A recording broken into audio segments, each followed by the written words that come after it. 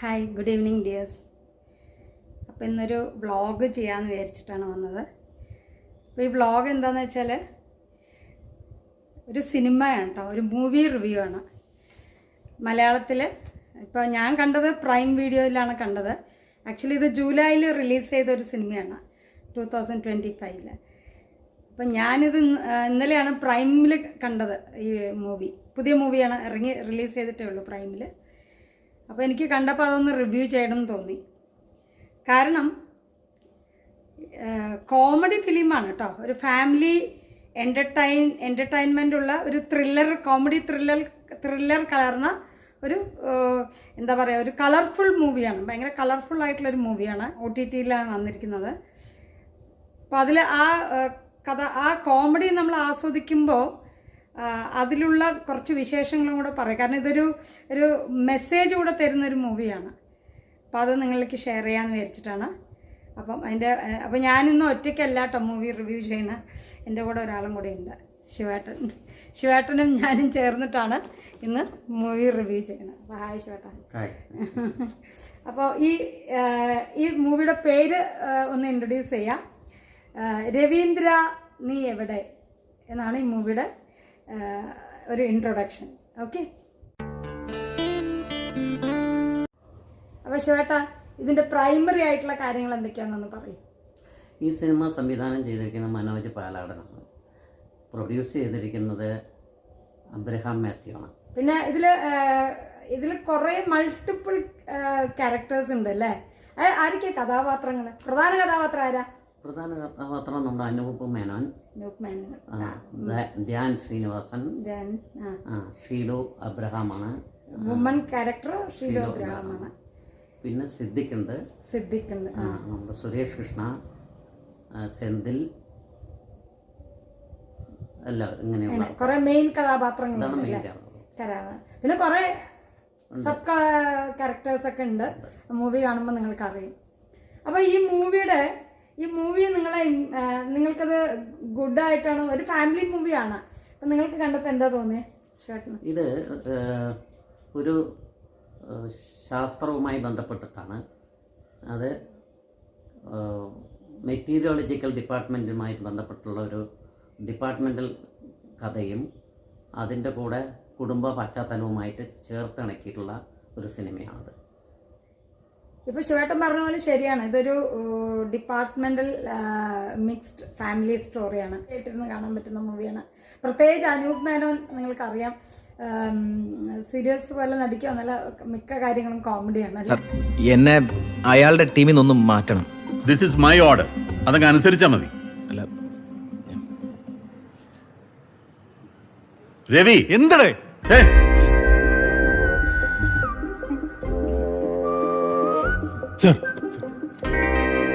Sorry sir. Ravi, ഞാൻ പറയുന്ന പോലെ കേൾക്കുന്നുണ്ടോ? കേട്ടു. ഡിപ്രഷനല്ലേ? സൈക്ലോൺ കേട്ടു അല്ലേ? അദ്ദേഹത്തിന് മോഹം കാണുമ്പോൾ തന്നെ നമുക്കറിയാം കോമഡിയാണ്. അതുപോലെ സെന്തിൽ വളരെ ഭംഗിയായിട്ട് അഭിനയിച്ചിട്ടുണ്ട്. ചെറിയൊരു നെഗറ്റീവ് ക്യാരക്ടറാണ്, എങ്കിലും നന്നായിട്ട് അഭിനയിച്ചിട്ടുണ്ട്. അതുപോലെ നമ്മുടെ സിദ്ദിഖും എല്ലാവരും വളരെ ലാഘവത്തോടെ അഭിനയിച്ച ഒരു മൂവിയാണിത്. പിന്നെ ഈ മൂവിയിൽ എനിക്ക് പറയാനുള്ളത്, ഇതൊരു കോമഡി ഫാമിലി മൂവിയാണെങ്കിലും ഇതൊരു മെസ്സേജ് തരുന്നുണ്ട് കേട്ടോ. ചിലർ ആ മെസ്സേജ് കണ്ടോയെന്നറിയില്ല. ചില റിവ്യൂസിലൊക്കെ ആൾക്കാർ ഇത് കുളമായി, ഇത് നന്നായിട്ടില്ല, നല്ല രീതിയിൽ പോയില്ല, അങ്ങനെ പറയാം. നെഗറ്റീവ്സ് പറയാനുണ്ടാവുമായിരിക്കും, കുറേ കാര്യങ്ങൾ ഉണ്ടാവുമായിരിക്കും. പക്ഷെ നമ്മളിതിൻ്റെ നല്ല വശം, അല്ലെങ്കിൽ ഇതിൽ നിന്ന് നമ്മൾക്ക് എടുക്കാൻ പറ്റുന്ന ഒരു ഇൻസ്പിറേഷൻ എന്താണ് മെയിനായിട്ട് ഇത് പറഞ്ഞത് കാര്യം എന്താ ഈ സിനിമയുടെ? ഇത് ഒരു അന്തരീക്ഷ ശാസ്ത്ര കേന്ദ്രത്തിൽ വർക്ക് ചെയ്യുന്ന ഒരു ഉദ്യോഗസ്ഥൻ അദ്ദേഹത്തിൻ്റെ കുടുംബ പശ്ചാത്തലവുമായിട്ട് കോർത്തിണക്കിക്കൊണ്ട് ഉള്ള ഒരു സിനിമയാണ്. അതിൽ ആ കുടുംബത്തിലും ഉദ്യോഗസ്ഥന്മാർക്കിടയിലും തമ്മിലുള്ള ചില തെറ്റിദ്ധാരണകൾ ആ കുടുംബ ബന്ധത്തെ ഏത് തരത്തിൽ കൊണ്ടുപോകുന്നു എന്ന് കാണിക്കുന്ന ഒരു 2 മണിക്കൂർ താഴെയുള്ള ഒരു ചിത്രമാണിത്. നിങ്ങളുടെ വിചാരം എന്താണ്? ഈ കാലാവസ്ഥ എന്ന് പറഞ്ഞ കോമഡി ആണെന്നാണ്? അതൊരു കോൺഫിഡൻഷ്യൽ റിപ്പോർട്ടാണ്. അത് ഈ ഫ്ലാറ്റ് മുഴുവൻ പറഞ്ഞു നടക്കാനുള്ള. ഇങ്ങനെ ഒരു കുടുംബ ബന്ധത്തെ ഇല്ലാതാക്കാം, അല്ല അങ്ങനെ ഒരു നെഗറ്റീവ് സ്പ്രെഡ് ചെയ്യാം എന്ന് പറയുന്ന ഒരു കഥയും കൂടിയാണ്. ഞാൻ എഗെയിൻ പറഞ്ഞില്ല, ഒരു മെസ്സേജ് പോലെയാണ്. അപ്പോൾ ഇത് എല്ലാ ജനറേഷനും പറ്റിയ ഒരു മൂവിയാണ് കേട്ടോ. ഇപ്പോഴത്തെ ജനറേഷൻ ആണെങ്കിലും ഓൾഡ് ജനറേഷൻ ആണെങ്കിലും. കാരണം നമ്മൾ വിചാരിക്കും നമ്മുടെ ജീവിതത്തിലെ ഏറ്റവും വലിയ രോഗം എന്നൊക്കെ പറയുന്നത് നമ്മൾക്ക് ദേഹത്ത് വരുന്ന രോഗങ്ങൾ, മാരക രോഗങ്ങൾ അല്ലെങ്കിൽ അപകടങ്ങളൊക്കെയാണ് നമ്മളെ സംബന്ധിച്ചിട്ടൊരു രോഗാവസ്ഥ എന്ന് പറയുന്നത്. പക്ഷേ ഈ മൂവി പറയുന്നത് അത് നമ്മുടെ ജീവിതത്തിൽ തന്നെ നമ്മൾ ജീവിക്കുമ്പോൾ തന്നെ നമ്മളിൽ ഉണ്ടാകുന്ന ഏറ്റവും വലിയൊരു രോഗാവസ്ഥ എന്ന് പറയുന്നത് വേറൊന്നുമല്ല, സംശയരോഗമാണ്. ഈ സംശയരോഗമാണ് ഒരു കുടുംബത്തിൻ്റെ നിലനിൽപ്പിൻ്റെ ആണി തന്നെ ഇളക്കണത്, അല്ലേ? ആണോ? സാറിനൊരു ഗസ്റ്റ് ഉണ്ടായിരുന്നു. ഇന്നിവിടെ ഒരു ഗസ്റ്റ് വന്നു. പക്ഷേ അവര് രജിസ്റ്ററിൽ എഴുതിയ നമ്പർ കറക്റ്റ് അല്ല. ഗസ്റ്റ് ഇവിടെയാ. ഈ പോകുന്നവരുടെ വരുന്നവരുടെ കാര്യത്തിൽ ഒരു ക്ലാരിറ്റി വേണം കേട്ടോ. അച്ഛന്റെ ക്ലാരിറ്റി മോൾ കൂടെ കിട്ടിയാൽ മതിയായിരുന്നു. പ്രവർത്തന മേഖലയിലാണെങ്കിലും ഒരു തെറ്റ് ചെയ്യാത്തവർ സംശയിക്കുക. ഇപ്പം തന്നെ നമുക്ക് സോഷ്യൽ മീഡിയയിൽ അറിയാമല്ലേ, നമ്മുടെ പൊളിറ്റിക്സ് തന്നെ അറിയാം. ഇല്ലാത്തൊരു കാര്യം പറഞ്ഞ് സംശയത്തിൻ്റെ പേരിൽ ഒരാളുടെ ജീവിതം തന്നെ പാഴാക്കിയിരിക്കുന്നത്. ഇപ്പോൾ ബിഗ് ബോസ് പറഞ്ഞ പരിപാടിയൊക്കെ നിങ്ങൾ കാണുന്നുണ്ടാവും അല്ലേ? അതിൽ ഇപ്രാവശ്യം മോഹൻലാൽ വന്നിട്ട് അലക്കുന്നുണ്ട് കാര്യമായിട്ട്. കാരണം ഇങ്ങനെ ചുമ്മാ സംശയങ്ങൾ പറഞ്ഞിട്ട് ഒരു വ്യക്തിയുടെ ജീവിതം തന്നെ ഇല്ലാണ്ടാക്കണം. സ്ത്രീ ആണെങ്കിലും പുരുഷനാണെങ്കിലും അത് ചെയ്യുന്നത് വളരെ വലിയ തെറ്റായിട്ടുള്ള ഒരു കാര്യമാണെന്ന് എനിക്ക് പറയാനുള്ളത്. അപ്പോൾ ഈ സിനിമയിൽ നമുക്ക് എടുത്തു പറയപ്പെടേണ്ട സീൻസ് ഏതൊക്കെയാണത്? അങ്ങനെ ഇതിൽ 2 തരത്തിലുള്ള ക്യാരക്ടേഴ്സ് ഉണ്ട്. അതിപ്പോൾ അസീസ് നെടുമങ്ങാട് അനൂപനും തമ്മിലുള്ള ഒരു റിലേഷൻഷിപ്പിൻ്റെ കുറേ കാര്യങ്ങളുമാണ്. കഴിച്ചോ? വേണോ കഴിക്കാം. അടിമാലിയിലെ ജോസഫിൻ്റെ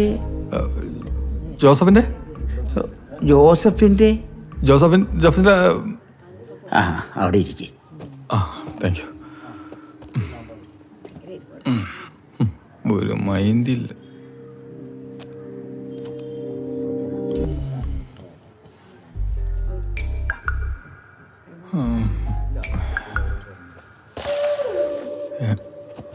അനൂപ് മേനും ഷീലു അബ്രഹാമിൻ്റെ എന്ന നടിയുമായിട്ടുള്ള ആ കുടുംബ ബന്ധത്തിൽ വന്ന ചില കാര്യങ്ങൾ തുറന്നു പറയാത്ത ആ ഫാമിലിയിൽ തുറന്നു പറയാത്ത ചില കാര്യങ്ങൾ കൊണ്ട് ആ കുടുംബ ബന്ധത്തിൽ ഉണ്ടാകുന്ന കുറച്ച് ബുദ്ധിമുട്ടുകളാണ് ഇതിൽ പ്രതിപാദിക്കുന്നത്. അതേപോലെ ഞാൻ പറയുന്ന വേറൊരു ഭയങ്കര വലിയൊരു കാര്യം എന്താ വെച്ചാൽ സുഹൃത്തുക്കൾ ചെയ്യുന്ന പണിയില്ലേ, അതെന്താണ് ഇതിൽ ഹൈലൈറ്റ് ചെയ്ത് പറയാനുള്ളത്? ഇതിലൊരു ഓഫീസുമായി ബന്ധപ്പെട്ടിട്ടുള്ള കുറച്ച് സുഹൃത്തുക്കൾ, അവർ ഉള്ള തെറ്റിദ്ധാരണകളും അതേപോലെ അവർ ആ ഓഫീസിൽ മേൽക്കൈ നേടാനുള്ള ചില കുത്സിത പ്രവൃത്തികളും കാണിച്ചത് മൂലം ഇല്ലാത്ത കാര്യങ്ങളെ വലിച്ചു നീട്ടി അല്ലെങ്കിൽ അവരുടെ മേൽ കുറ്റാരോപിച്ച് അവയാളെ ഇകഴ്ത്താൻ വേണ്ടി ഇതിൽ പ്രതിപാദിക്കുന്നുണ്ട്. അതുമാത്രമല്ല, വളരെ വേണ്ടപ്പെട്ട ഒരു സുഹൃത്ത് അയാളുടെ ജീവിതത്തിൽ നടന്ന ഒരു പ്രശ്നത്തെ എല്ലാ സ്ത്രീകളും അങ്ങനെയാണ് അല്ലെങ്കിൽ മറ്റുള്ളവരുടെ കുടുംബത്തിലൊക്കെ ഇങ്ങനെ സംഭവിക്കാം എന്ന് പറഞ്ഞിട്ട് കൊടുക്കുന്ന ഒരു കനലിന്റെ ഒരു തരിയാണ് ആ കുടുംബത്തിൽ കത്തി എന്താ പറയാ ആളിക്കത്തി പടർന്നു പോയത് അല്ലേ? അപ്പൊ അത് സുഹൃത്തുക്കളും ശ്രദ്ധിക്കണം. അത് സുഹൃത്തുക്കൾ പലതരം സുഹൃത്തുക്കൾ ഉണ്ടാവും. ക്ലാസ്മേറ്റ്സ് ഉണ്ടാവും, ഡ്രിങ്ക്സ് മേറ്റ്സ് ഉണ്ടാവും, ഓഫീസ് മേറ്റ്സ് ഉണ്ടാവും, പല മേറ്റ്സും ഉണ്ടാവും. പക്ഷെ ഒരു വ്യക്തി എന്ന നിലയ്ക്ക് ഞാനും നിങ്ങളോ ആണെങ്കിലും ആ വ്യക്തി ചിന്തിക്കേണ്ട ഒരു കാര്യം, ആരെന്തു പറഞ്ഞാലും നമ്മൾക്ക് നമ്മളോടുള്ള ട്രസ്റ്റ്, നമ്മുടെ ഫാമിലിയോടുള്ള ട്രസ്റ്റ് അത് എപ്പോഴും നമ്മളിൽ ഉണ്ടാവണം. ചിലപ്പോൾ നമുക്ക് നല്ല ഫ്രണ്ട്ഷിപ്സ് ഉണ്ടായെന്ന് വരാം, നല്ല റിലേഷൻഷിപ്സ് ഉണ്ടാവാം, നമുക്ക് തുറന്ന് സംസാരിക്കാൻ പറ്റുന്ന ആൾക്കാരുണ്ടാവാം. പക്ഷെ അവരെക്കുറിച്ച് നമ്മൾ നല്ലൊരു കാര്യം വീട്ടിൽ പറയുന്നുണ്ടാവാം. പക്ഷെ അതൊക്കെ ഒരു നെഗറ്റീവായി ചിന്തിച്ച് അതിൽ എരുതിയിൽ എണ്ണ ഒഴിക്കുന്ന പോലെ ഒഴിച്ചു കൊടുത്തിട്ട് ആ കുടുംബത്തിനെ ഇല്ലാണ്ടാക്കുന്ന ഒരു രീതിയിലേക്ക് പോകാൻ അത് പോകുന്നതിൻ്റെ ഭവിഷ്യത്ത് എന്താണെന്ന് വ്യക്തമായിട്ട് ഈ സിനിമ നമുക്ക് കാണിച്ചു തരുന്നുണ്ട്. ഇതിലൊന്നും കൂടി മനസ്സിലായത്, ഒരു ആളുടെ കുടുംബത്തിൽ സംഭവിച്ച കാര്യം അല്ല വേറൊരാളുടെ കുടുംബത്തിൽ സംഭവിക്കുന്നത്. അപ്പോൾ ഒരാളുടെ കുടുംബത്തിൽ ഉള്ളതിൻ്റെ കാര്യങ്ങൾ സംസാരിച്ച് അതുപോലെ ആയിരിക്കും മറ്റുള്ള ആളുടെയും എന്ന് പഠിപ്പിച്ചു കൊടുക്കുന്നത് തെറ്റാണ്. അങ്ങനെ പഠിപ്പിച്ചു കൊടുക്കുന്ന ആരാ? ആ അനുഭവിക്കുന്ന സുഹൃത്ത് തന്നെയാണ് പറഞ്ഞു കൊടുക്കുന്നത്. അതാണ് ഈ സിനിമയിൽ വന്നിരിക്കുന്ന മെയിൻ പോയിന്റുകൾ വന്നിരിക്കുന്നത്. അത് പല ഘട്ടങ്ങളിലൂടെ കടന്നു പോകുന്നുണ്ട്. കോമഡി രീതിയിലാണ് കൊണ്ടുപോകുന്നതെങ്കിലും വളരെ ഡീപ്പായിട്ട് ഒരു സ്ത്രീ അനുഭവിക്കുന്ന വിഷമങ്ങൾ, അറിയാതെ അനുഭവിക്കുന്ന വിഷമങ്ങൾ, അവരറിയുന്നേ ഇല്ല. അവരുടെ ഭർത്താവ് അവരെ സംശയിക്കുന്ന പോലും അറിയാതെ അയാൾ കാണിച്ചു കൂട്ടുന്ന എന്താ പറയുക ഗോഷ്ഠികാരങ്ങൾ, അദ്ദേഹം എന്തൊക്കെയോ കാണിച്ചു കൂട്ടുന്നു. പക്ഷെ ആ സ്ത്രീ ഒരിക്കലും അറിയുന്നില്ല. ഇത് സംശയമാണ്. ഈ സംശയം അപ്പോൾ തന്നെ ദൂരീകരിക്കാൻ ഇവിടെ ശ്രമിക്കുന്നില്ല. കഥാപാത്രങ്ങൾ അത് ഗോപ്യമായിട്ട് ആരും കാണാതെ നോക്കുന്ന കാരണം അവിടെ നടക്കുന്ന കാര്യം എന്താണെന്ന് കറക്റ്റായിട്ട് ഓപ്പണായിട്ട് വരുന്നില്ല. ആ ഓപ്പൺ ആവാത്തത് കൊണ്ടാണ് ഇത് വേറെ ദോഷത്തിലേക്ക് മാറിയിരിക്കുന്നത്. അതാണ് ഈ ഇതിലൊരു കഥാതന്തുവായിട്ട് വന്നിരിക്കുന്നത്. അതുപോലെ സെന്തിലൊക്കെ ഭയങ്കര ഗംഭീരമായിട്ട് അഭിനയിച്ചു അല്ലേ സെന്തിൽ? ഹലോ മെഡ് സെന്റർ. ഇത് ദൂരദർശനിന്നാ. ആ വെതർ റിപ്പോർട്ട് ഇതുവരെ കിട്ടിയിട്ടില്ലല്ലോ. ഇതുവരെ കിട്ടിയില്ലേ? ഇല്ലെന്നേ. ഇതിപ്പോ കുറച്ചു ദിവസമായിട്ട് സ്ഥിരം ഡിലേ ആണ്. ഇവിടെ വാർത്തയ്ക്ക് സമയമായി. ഞാനൊരു കാര്യം ചെയ്യാം, അങ്ങോട്ടേക്ക് കണക്ട് ചെയ്യാം. പറയാനുള്ളത് എന്താന്ന് വെച്ചാ നേരിട്ട് പറഞ്ഞു. ശരി. പിന്നെ ഹെഡിനെയും കൂടെ ഒന്ന് വിളിച്ച് പറഞ്ഞു. Okay okay.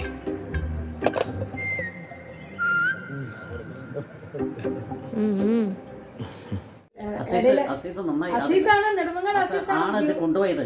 ആ മൂവി കൊണ്ടുപോയത് പുള്ളിയാണ് കേട്ടോ. അല്ല, നീ ക്യാമറയെ കണ്ടെന്ന് പറഞ്ഞ ആളല്ലേ?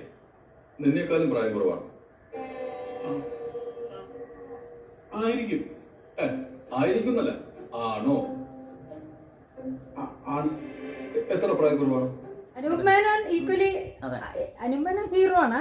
പക്ഷെ ഈക്വലി അസീസാണ് നെടുമങ്ങാട്, അസീസ് നെടുമങ്ങാട്. ആ പുള്ളിയാണ് അതിന് ഭയങ്കരമായിട്ട് ഞങ്ങൾ കൊണ്ടുപോയത്. അതുപോലെ എല്ലാവരും, അതുപോലെ സിദ്ദിഖ് വളരെ ഭംഗിയായിട്ട് ഇത് അഭിനയിച്ചു. പിന്നെ അതുപോലെ എല്ലാ കഥാപാത്രങ്ങളും വളരെ ഇതായിട്ട് പോയി. അവസാനം നമ്മൾ ആ ഫാമിലി മെമ്പേഴ്സ് ആണെങ്കിലും എല്ലാവരും അങ്ങനെ കൊണ്ടുപോകുന്നുണ്ട്. പക്ഷെ നമ്മൾക്ക് മനസ്സിനുള്ളിൽ ഒരു വിങ്ങൽ ഫീൽ ചെയ്യും. അയ്യോ, ഈ ഒരു കാരണം കൊണ്ട് ഈ കുടുംബത്തിന് ഇങ്ങനെ സംഭവിക്കണമെന്നുള്ളൊരു ഫീലിംഗ് വരും അല്ലേ? അതേപോലെ ആ പോലീസുകാരന്റെ ഭാവം, മേജർ രവി വാസ് സൂപ്പർ.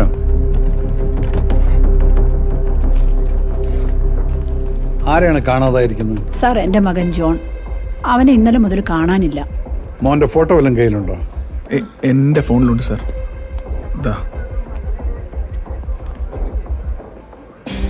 റെസ്റ്റോറൻറ്റിൽ നിന്ന് ഡെലിവറിക്ക് പോയ അവൻ തിരിച്ചു വന്നിട്ടില്ല. ഡെലിവറി എങ്ങോട്ടാ പോയത്? സാർ, അതിൻ്റെ ഡീറ്റെയിൽസ് ഉണ്ട് സാർ. ഇതാ ആ മേജർ രവി കൊടുത്തിരിക്കുന്ന ക്യാരക്ടറെ വേറൊരു കുടുംബത്തിനെ മോശമായി ചിത്രീകരിക്കാതെ ഈ കാര്യങ്ങൾ എങ്ങനെ തെളിയിക്കണം എന്നുള്ള ആ ഒരു ഇത് നമുക്ക് ഒരു മെസ്സേജ് കാണിച്ചു തന്നു. വളരെ ഒരു പോലീസിന്റെ ധാർഷ്ട്യമോ അല്ലെങ്കിൽ അതിനെ ഒരു രീതിയിൽ, പക്ഷെ പുള്ളി ടാക്ടിക്കലി അത് ആ കേസ് എങ്ങനെയാണ് സോൾവ് ചെയ്യുന്നത്, ഒരു അവസാനം എത്തുമ്പോൾ അതൊരു ത്രില്ലറിലേക്ക് പോവുകയാണ്. ഒരു ത്രില്ലറായിട്ട് പോവും, നമ്മൾ എക്സ്പെക്ട് ചെയ്യാത്തൊരു ത്രില്ലറിലേക്ക് പോവും. അപ്പൊ അവിടെ ഇടപെടുന്നതാണ് പോലീസ് അല്ലേ? മേജർ രവിയുടെ ഇടപെടൽ അവിടെ വരുന്നുണ്ട്. അങ്ങനെയും ഈ എന്താണ് ഇന്നത്തെ പോലീസുകാർക്ക് ഇതേപോലെയും ചെയ്യാൻ പറ്റും എന്നുള്ളത് കാണിച്ചു കൊടുത്താൽ. അതെ, ബഹളങ്ങളൊന്നും ഇല്ലാതെ വളരെ ഒരു ഫാമിലിയിൽ ഇറങ്ങിച്ചെന്ന് നോർമലായിട്ട് ആ ഒരു കേസ് എങ്ങനെയാണ് തെളിയിക്കുന്നതെന്നും കൂടെ ഇതിൽ പറയുന്നുണ്ട്. പിന്നെ ഇതിൽ വ്യത്യസ്തമായിട്ട് നമുക്ക് പറയാനുള്ള എന്താണ് ഫീച്ചേഴ്സ്, ഇതിൽ കുറച്ചും കൂടെ വൈകാരികമായി നമുക്ക് പ്രകടിപ്പിക്കാൻ പറ്റുന്ന കാര്യങ്ങൾ എന്തൊക്കെയാണ്? ഒരു കുടുംബ ബന്ധം എന്ന് പറയുന്നത് കുറച്ച് സുതാര്യമാകണം. അത് വ്യത്യസ്തമായ കുടുംബങ്ങളിൽ നിന്ന് വന്ന രണ്ട് ഭാര്യ ഭർത്താക്കന്മാരാണ്. അവർക്കും അവരുടേതായ കുറേ പ്രൈവസി ഉണ്ട്. പക്ഷെ അത് പറയേണ്ടത് കുടുംബത്തിൽ വന്നു കഴിഞ്ഞാൽ അത് ക്ലിയറായി ഓപ്പണായിട്ട് പറഞ്ഞ് അത് തെറ്റിദ്ധാരണകൾ അപ്പം തന്നെ മാറ്റിയെടുത്താൽ മാത്രമേ ഒരു കുടുംബം, ആ ഫാമിലിയിൽ ഒരു മൂന്നാമത് ആളെ ഇടപെടുത്തിയാൽ ആ ഫാമിലി തീർച്ചയായിട്ടും പ്രശ്നമാവും. അത് പിന്നെ പാരൻസിനോടൊക്കെ നമുക്ക് പാരൻസ് അല്ലെങ്കിൽ വളരെ ക്ലോസ് ആയിട്ടുള്ള ആളുകളോട് നമുക്ക് പറയാതിരിക്കാൻ പറ്റില്ല, അത് ശരിയാണ്. പക്ഷെ അല്ലാതെ എപ്പോഴും ഒരു ആര് തമ്മിലാണോ പ്രശ്നം അവർ തമ്മിൽ അത് പറഞ്ഞു തീർക്കുന്നതാണ് ഒന്നുകൂടെ എളുപ്പമായ സോൾവ് ചെയ്യാനുള്ള മാർഗം. അല്ലാതെ നമ്മൾ കുറേ പേരെ വിളിച്ചുകൂട്ടി അത് സോൾവ് ചെയ്യാൻ നോക്കുമ്പോൾ ചിലപ്പോൾ തനിക്കുള്ളത് എന്താ പറയുക മലയാളത്തിൽ തനിക്കാക്കാന്ന് പകരം തനിക്കാക്കി വെടക്കാക്കുക എന്നുള്ള ഒരു പരിപാടി, ഈ പ്രയോഗം ഈ സിനിമയിലുണ്ട് തോന്നുന്നത്. ഉണ്ടോ? ഞാൻ എവിടെ കേട്ടു, ഈ സിനിമയിലാണോന്ന് അറിയില്ല, ഏതൊരു സിനിമയിൽ ഈ വാക്ക് ഞാൻ കേട്ടിട്ടുണ്ട്, കുറേ മൂവീസ് കാണുന്നുണ്ട്. പിന്നെ ഇതിൻ്റെ ഹൈലൈറ്റ് ആയിട്ട് പറയാനുള്ളത് ഇതിൻ്റെ കൊറിയോഗ്രാഫി വെരി ബ്യൂട്ടിഫുൾ അല്ലേ? ഒരു എന്താ പറയുക, ഒരു കളർഫുൾ ആയിട്ടുള്ളൊരു മൂവിയാണ്. ഏറ്റവും നന്നായിട്ട് ധ്യാൻ ശ്രീനിവാസനും കൂടെ നന്നായി ചെയ്തിട്ടുണ്ട് കേട്ടോ. ആ കഥാപാത്രത്തെ എടുത്തു പറയേണ്ടതാണ്. മുഴുനീളം ധ്യാനിൻ്റെ ആക്ടിങ് ഭയങ്കര ഗംഭീരമായിരുന്നു കേട്ടോ. അല്ലേ യേശുവേട്ടാ? ബീച്ചില്ല, പാർക്കില്ല, അവിടെ ഞാൻ ആർക്കും വിട്ടു കൊടുക്കൂല. എല്ലാം കൂടി ആകെ ഒരു രസമുണ്ടല്ലോ. അപ്പ രവി ആണെങ്കിലും എല്ലാവർക്കും കാണാം. Emotion, family, comedy. കമ്പോസ് ചെയ്തത് പ്രകാശ് ഉള്ളേരിയാണ്, പാടിയത് ഹരിഹരനും ശങ്കർ മഹാദേവനും. അതിലൊരു നല്ല പാട്ടുണ്ട്, മഴയെക്കുറിച്ച് പറയും. മഴയുടെ ഒരു നല്ല പാട്ടുണ്ട് കേട്ടോ. അതും കൂടെ അത് ബ്യൂട്ടിഫുൾ ആക്കുന്നുണ്ട്. അപ്പോൾ ഈ സിനിമ കാണാൻ പറ്റിയ തീർച്ചയായിട്ടും കാണുക. പ്രൈം ഇതിൽ ഇറങ്ങിയിട്ടുണ്ട്. അപ്പം നല്ലത്. രവീന്ദ്ര നീ എവിടെ? രവീന്ദ്രൻ എന്ന കഥാപാത്രമാണ് അനൂപ് മേനോൻ്റെ കഥാപാത്രം. ബിന്ദു എന്ന് പറയുന്ന ഭാര്യയുടെ കഥാപാത്രം ഷിലു എബ്രഹാമിൻ്റെയാണ്. അതിൽ ഒരുപാട് കഥാപാത്രങ്ങളുണ്ട്. സിദ്ദിഖാണെങ്കിലും സെന്തിൽ, നെടുമങ്ങാട്, എല്ലാവർക്കും നല്ല നല്ല കഥാപാത്രങ്ങൾ വളരെ രസകരമായി കൊണ്ടുപോയി നമ്മൾക്ക് ഒരു മെസ്സേജ് തരും കൂടെ ചെയ്തൊരു ബ്യൂട്ടിഫുൾ മൂവിയാണ് അല്ലേ? ചേട്ടന് ഇഷ്ടമായ? 2 മണിക്കൂർ ചില സിനിമ ഒക്കെ കണ്ട് ഇറങ്ങുമ്പോൾ തല വേദനിക്കും. ഇടി, അടി, കൊല, കുത്ത്, അങ്ങനത്തെ സിനിമകളും ഉണ്ട് കേട്ടോ. നമുക്ക് എല്ലാ തരം സിനിമകളും വേണമല്ലോ. അപ്പോൾ ഫാമിലി ഓറിയൻറ്റഡ് സിനിമ കാണുമ്പോൾ നമ്മൾ ഭയങ്കര റിലാക്സ് ആയിട്ട് ഇരുന്ന് കാണാൻ പറ്റുന്ന ഒരു സിനിമയാണ് ഈ സിനിമ. രവീന്ദ്ര നീ എവിടെ? ഈ സിനിമയിൽ സുനിക്ക് മനസ്സിലായത് മെയിൻ ഹൈലൈറ്റ് എന്താണത്? ഹൈലൈറ്റ് ഒരുപാട് ഭാഗങ്ങളുണ്ട്. പക്ഷെ ഇതിൽ എനിക്ക് ഏറ്റവും ഇഷ്ടപ്പെട്ട ഒരു തമാശ എന്താണെന്നറിയോ? ഇതിന്റെ ലാസ്റ്റ് നമ്മൾ ഈ സിനിമ കഴിഞ്ഞ് കഴിയുമ്പോൾ കുറെ ഇങ്ങനെ എഴുതി കാണിക്കില്ലേ, എങ്ങനെ പ്രൊഡ്യൂസ്, അങ്ങനെ കുറെ ഇങ്ങനെ സ്ക്രോള് പോവല്ലോ. ആ സ്ക്രോള് പോയത് എണീറ്റ് പോകരുത് കേട്ടോ, അല്ലെങ്കിൽ നിർത്തിയിട്ട് പോകരുത്, ബാക്ക് അടിച്ച് പോകരുത്. അത് കഴിഞ്ഞിട്ടൊരു 1 മിനിറ്റോ 2 മിനിറ്റ്സ് 1 മിനിറ്റോ അത്രേ ഉള്ളൂ. ആ ഒരു സീൻ സൂപ്പർ സീനാണ് കേട്ടോ, അടിപൊളിയായിരുന്നു. അതുകൊണ്ട് കഴിഞ്ഞു പറഞ്ഞ് ബാക്ക് അടിച്ചിട്ട് പോയാൽ നിങ്ങൾക്ക് നഷ്ടമാണ്. അത് അതിന്റെ ആ എൻഡ് വരെ അതൊരു 1 മിനിറ്റ് ഒക്കെ ഉള്ളൂ കേട്ടോ. ആ ലാസ്റ്റ് ഞാനും അത് ശ്രദ്ധിച്ചുകൊണ്ടിരുന്നതാണ് അതെന്താണെന്നുള്ളത്. നിങ്ങൾ എനിക്ക് അത് കഴിഞ്ഞു പറഞ്ഞ് എണീക്കാൻ നിന്നല്ലേ? അവിടെ ഞാൻ പറഞ്ഞ ഇത് കഴിയാൻ വഴിയില്ലല്ലോ, എന്തെങ്കിലും ഒരു കാര്യം കാണുമെന്ന് വിചാരിച്ചിട്ട് ലാസ്റ്റ് പിന്നെ കാണിക്കുന്ന ഒരു സീന് ഭയങ്കര സൂപ്പറാണ്. അതാണ് ബ്യൂട്ടിഫുൾ ക്ലൈമാക്സ് എന്ന് പറയുന്നത്. ചമ്മിപ്പോണ ഒരു ക്ലൈമാക്സ് അല്ലേ? ഓക്കെ, അപ്പോൾ അതും കൂടെ കാണുക. ഓക്കെ, അപ്പോൾ എല്ലാവരും കാണുക. അപ്പോൾ ഞങ്ങളുടെ വീഡിയോ ഇഷ്ടപ്പെട്ടിട്ടുണ്ടെങ്കിൽ ശിശുവന വ്ളോഗ്സ് സബ്സ്ക്രൈബ് ചെയ്യുക, ഷെയർ ചെയ്യുക, കമൻറ്റ് ചെയ്യുക, ലൈക്ക് ചെയ്യുക. Thank you. നമസ്കാരം.